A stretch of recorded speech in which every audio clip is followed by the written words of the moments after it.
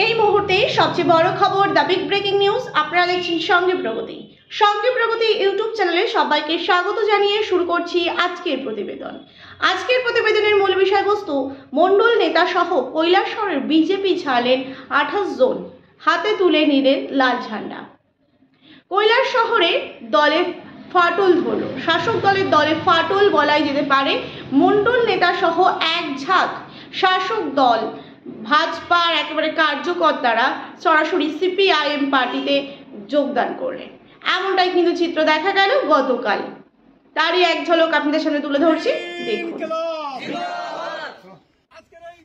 উত্তর পূর্বের রাজ্যে ত্রিপুরায় আবারও শাসক দলের ভাঙন বলাই যেতে পারে। মণ্ডল নেতা সহ কৈলাসহরে বিজেপি ছাড়লেন 28 জন, হাতে তুলে নিলেন লাল ঝান্ডা। কৈলাসহরে শাসক দলের ফাটল এক কথায় বলা যেতে পারে। মণ্ডল নেতা সহ এক ঝাঁক শাসক দল ছেড়ে সিপিআইএম পার্টিতে যোগদান করলেন, এমনটাই কিন্তু চিত্র দেখতে পাওয়া যায়। দুদিন আগেই শাসক দল বিজেপি এবং তীব্রামথা ছেড়ে সিপিআইএমে যোগদান করেছিল বেশ কিছুজন নেতাকর্মী, তারই এক ঝলক আপনাদের সামনে তুলে ধরছি। এবার দেখা যাচ্ছে যে বর্তমানে পশ্চিমবঙ্গ রাজ্যের যে পরিস্থিতি, নিজের সরকারের প্রাতিষ্ঠানিক দুর্নীতির দায় নিলেন না মুখ্যমন্ত্রী মমতা ব্যানার্জি, কেবলমাত্র প্রাক্তন শিক্ষামন্ত্রী পার্থ চ্যাটার্জি এবং এসএসসির ঘাড়েই দায় চাপালেন মন্ত্রী, অর্থাৎ চাপানোর চেষ্টা করলেন মুখ্যমন্ত্রী নিজেই। মুখ্যমন্ত্রী বুঝিয়ে দিলেন এবং এই দায় চাপানো এবং তিনি যে সাংবাদিক বৈঠক করে তিনি যেটা বোঝালেন, যেটা পুরোটা দেখে বোঝা গেল যে মুখ্যমন্ত্রী বুঝিয়ে দিলেন যে তার ক্ষোভের আসল কারণ দুর্নীতির বিরুদ্ধে আইনি লড়াই। অর্থাৎ তিনি একের পর এক দুর্নীতি করে যাবে, তার বিরুদ্ধে কোনো প্রতিবাদ করা যাবে না, এমনটাই কিন্তু তার বক্তব্যের মাধ্যমে উঠে এসেছে। কিন্তু মানুষ কতদিন চুপ করে থাকবে? কারণ এই যে 26,000 চাকরি যারা করেছে 9 বছর ধরে, 2016 থেকে যারা এসএসসির মাধ্যমে যারা চাকরি পেয়েছে, তারা প্রত্যেকেই বলছে তারা যোগ্য, তাদের মেডেল আছে, তারা বিশ্ববিদ্যালয় থেকে পড়েছে, তাদের ফার্স্ট ক্লাস পেয়েছে, বিভিন্ন রকমভাবে তারা তাদের যোগ্য প্রমাণ করার চেষ্টা করছেন বা সোশ্যাল মিডিয়াতে এগুলো কিন্তু ভাইরাল হচ্ছে। কিন্তু বলার বিষয়, যারা এতদিন ধরে দীর্ঘ 9 বছর ধরে যারা আন্দোলন করলো কলকাতার রাজপথে, কলকাতা ইউনিভার্সিটির সামনে যারা এতদিন ধরে যারা আন্দোলন করলো, তাদের আন্দোলনকে মিথ্যে, তাহলে তাদের যোগ্য অযোগ্যই বিচার করে তাদেরকে আলাদাই করতে পারলো না, অথচ এখন শুধু দায় চাপাচ্ছে যে আইনজীবীদের ওপর দায় চাপিয়ে যাচ্ছেন রাজ্যের মুখ্যমন্ত্রী। অর্থাৎ তার দুর্নীতির বিরুদ্ধেই যে আইনি মামলা, সেটার বিরুদ্ধেই কিন্তু তার মেইন ক্ষোভ বোঝা গেল। এবার আসি বর্তমানে যে পরিস্থিতি ত্রিপুরার পরিস্থিতি যদি আমরা দেখি, সেখানেও কিন্তু একই পরিস্থিতি, একের পর এক দুর্নীতি। রাজ্যে তো মুখ্যমন্ত্রী তিনি একের পর এক মিথ্যা প্রতিশ্রুতি দিয়েই চলেছে। প্রিয় দর্শক বন্ধু, আপনারা দেখছেন সঙ্গে প্রগতি ইউটিউব চ্যানেলে নতুন দর্শক হয়ে থাকলে অবশ্যই চ্যানেলটিকে সাবস্ক্রাইব করে পাশে থাকুন নতুন ভিডিওর আপডেট পাওয়ার জন্য। ভিডিওটি ভালো লেগে থাকলে অবশ্যই লাইক করুন, শেয়ার করুন, আপনাদের মতামত অবশ্যই কমেন্ট বক্সে কমেন্ট করে জানান।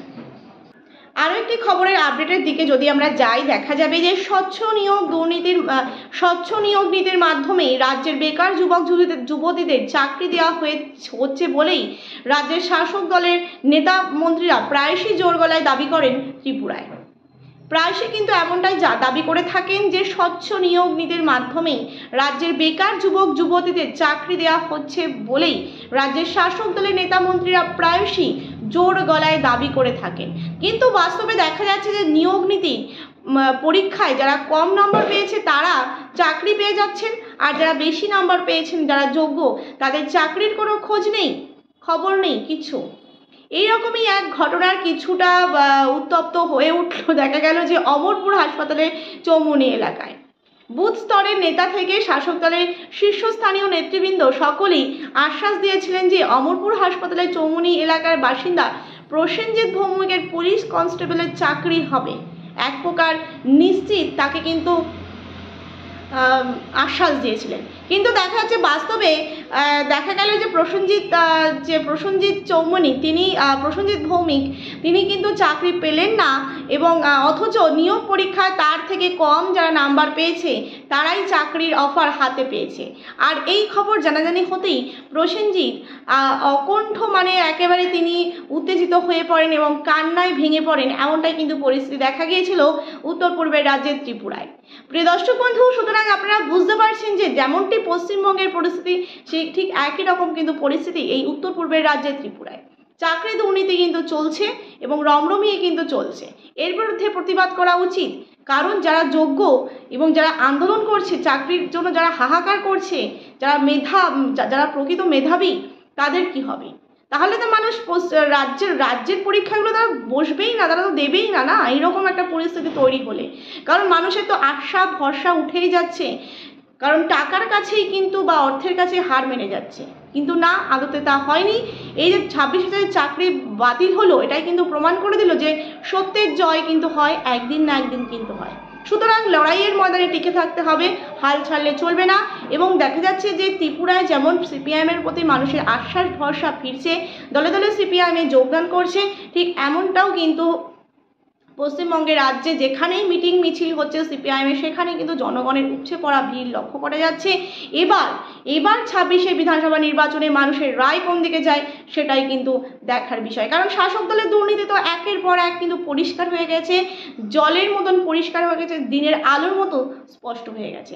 সুতরাং মানুষের ওপর নির্ভর করবে মানুষ এবার কোন দিকে যাবে। প্রিয় দর্শক বন্ধু, এই ছিল আমাদের আজকের প্রতিবেদন। ভিডিওটি ভালো লেগে থাকলে অবশ্যই লাইক করুন, শেয়ার করুন, আপনাদের মতামত অবশ্যই কমেন্ট বক্সে কমেন্ট করে জানান। নতুন দর্শক হয়ে থাকলে চ্যানেলটিকে সাবস্ক্রাইব করতে কিন্তু একদমই ভুলবেন না। ধন্যবাদ সবাইকে। আজকের মতন এই পর্যন্ত।